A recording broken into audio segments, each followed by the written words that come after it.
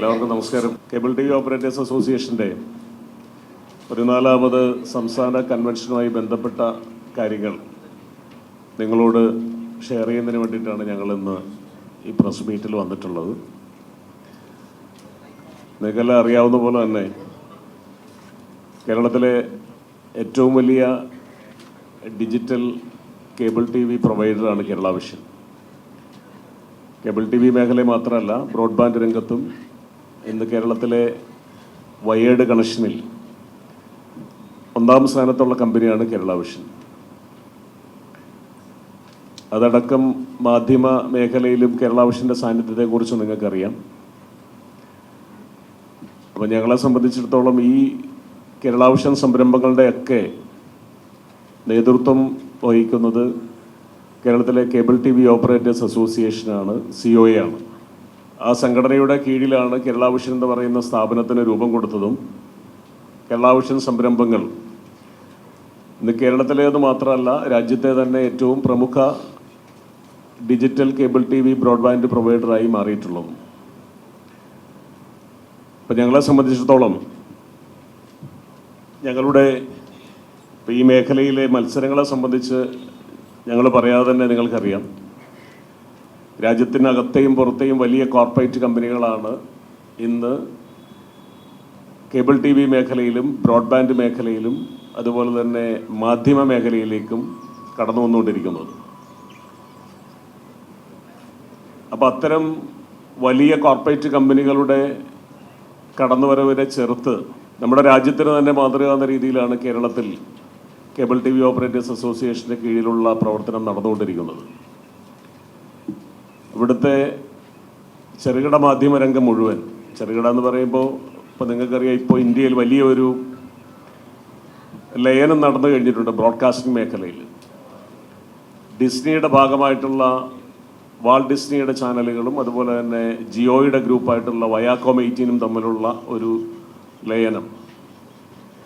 അപ്പോൾ ഇന്ന് ഇന്ത്യയിൽ ഏതാണ്ട് 65% മീഡിയയും മാധ്യമ ചാനലുകളും ഇന്ന് റിലയൻസിൻ്റെ ഭാഗമായി മാറിക്കഴിഞ്ഞു. ബാക്കി നിൽക്കുന്ന 35% വരുന്നതിൽ തന്നെ കോർപ്പറേറ്റിൻ്റെ ഭാഗമായി നിൽക്കുന്ന കുറേ ചാനലുകളുണ്ട്. പക്ഷെ അതിൻ്റെ ഒന്നും ഭാഗമല്ലാതെ കേരളത്തിൽ പ്രവർത്തിക്കുന്ന ചാനലുകളുമുണ്ട്. അപ്പോൾ ഈ കോർപ്പറേറ്റ് സപ്പോർട്ടില്ലാതെ പ്രവർത്തിക്കുന്ന ചാനലുകൾക്കൊക്കെ തന്നെ അവരുടെയൊക്കെ നിലനിൽപ്പ്, പ്രത്യേകിച്ചും അവരുടെ അതിജീവനം, അത് കേബിൾ ടി വി ഓപ്പറേറ്റേഴ്സ് അസോസിയേഷനുമായി ബന്ധപ്പെട്ടതാണ്. കേരള വിഷൻ്റെ പ്ലാറ്റ്ഫോമുകളിൽ തീർച്ചയായും വളരെ നല്ല രീതിയിലുള്ള സഹകരണം അവരുമായി ബന്ധപ്പെട്ടുകൊണ്ട് ഞങ്ങൾ ചെയ്യുന്നുണ്ട്. അപ്പോൾ ഞങ്ങൾക്ക് മാത്രമല്ല, കേരളത്തിലെ കോർപ്പറേറ്റ്വൽക്കരിക്കാത്ത ചാനലുകളോട് കൂടി നിലനിൽപ്പിന് ആധാരം എന്ന് പറയുന്നത് ഞങ്ങളുടെ അസോസിയേഷനും കേരള വിഷൻ പ്ലാറ്റ്ഫോമുമാണെന്ന് നിസ്സംശയം പറയാൻ കഴിയും. അപ്പം അങ്ങനെ കേരളത്തിൻ്റെ വിവിധ മേഖലകളിൽ നിർണായകമായ ഒരു സ്വാധീനം ഉള്ള കമ്പനികളെ നയിക്കുന്ന സംഘടന എന്നുള്ള നിലയ്ക്ക് ഞങ്ങളുടെ സംസ്ഥാന കൺവെൻഷന് വളരെ പ്രാധാന്യമുണ്ട്. ഈ 2 ദിവസം ഫെബ്രുവരി മാസം 5, 6 തീയതികളിലായിട്ട് നമ്മുടെ വഴുതക്കാടുള്ള മൗണ്ട് കാർമൽ കൺവെൻഷൻ സെൻറ്ററിൽ വെച്ചിട്ടാണ് കൺവെൻഷൻ നടക്കുന്നത്. ആ കൺവെൻഷൻ്റെ ഔപചാരികമായി ഉദ്ഘാടനം നടത്തുന്നത് ബഹുമാനപ്പെട്ട കേരള നിയമസഭാ സ്പീക്കറാണ്. അതേപോലെ തന്നെ ശ്രീ ആൻ്റണി രാജു ആയിരിക്കും ആ കൺവെൻഷൻ്റെ അധ്യക്ഷനാവുക. അതിനുശേഷം ഞങ്ങളുടെ ബിസിനസ്സിനെ സംബന്ധിച്ചിട്ടുള്ള സമഗ്രമായ റിപ്പോർട്ടിങ്ങും അതുപോലെ ബിസിനസ് ചർച്ചകളുമൊക്കെ തുടർന്നുണ്ടാവും. 6ാം ദിവസം, 2ാമത്തെ ദിവസത്തെ ചടങ്ങ് മുഖ്യാതിഥിയായി പങ്കെടുക്കുന്നത് കേരളത്തിൻ്റെ ബഹുമാന്യനായ പ്രതിപക്ഷ നേതാവാണ്.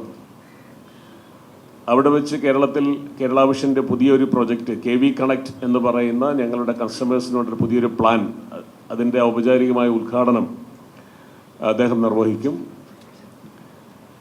അതേപോലെ തന്നെ ഇത്തവണ കേരള ടെലിവിഷൻ അവാർഡ്, അതിലെ മികച്ച ആങ്കറിനുള്ള അവാർഡ് കിട്ടിയത് കേരള വിഷൻ ന്യൂസിലെ ബനേഷിനാണ്. അദ്ദേഹത്തിനുള്ള പുരസ്കാര വിതരണം അടക്കം ആ ചടങ്ങിലുണ്ടാവും. ഈ 2 ദിവസവും അടുത്ത വരും കാലഘട്ടങ്ങളിൽ ഈ ഇൻഡസ്ട്രിയിൽ വരുന്ന മാറ്റങ്ങളെ സംബന്ധിച്ചും അവിടെ ഏത് തരത്തിലുള്ള സമീപനമാണ് അതുമായി ബന്ധപ്പെട്ടുകൊണ്ട് നടത്തേണ്ടതെന്നുള്ളതിനെ സംബന്ധിച്ചും ഒക്കെയുള്ള വിശദമായ ചർച്ചകളാണ് കൺവെൻഷനിൽ നടക്കുക. അപ്പോൾ അതിനു വേണ്ട എല്ലാവിധ പിന്തുണയും മാധ്യമ മേഖലയിൽ നിന്ന് നിങ്ങൾക്ക് ചെയ്യാൻ കഴിയുന്ന എല്ലാ സഹായവും ഞങ്ങളുടെ ഈ കൺവെൻഷൻ്റെ വിജയത്തിനായിട്ട് ഉണ്ടാവണം എന്ന് അഭ്യർത്ഥിക്കുകയാണ്. അത് നേരിട്ട് കണ്ട് പറയുന്നതിനായിട്ടാണ് നമ്മൾ ഒരേ മേഖലയിൽ പ്രവർത്തിക്കുന്ന ആളുകളാണ് ഞങ്ങളിവിടെ എത്തിയിട്ടുള്ളത്. എല്ലാവരും എത്തിയിട്ടുണ്ടെന്ന് തോന്നുന്നു. എന്തായാലും സന്തോഷം. Thank you.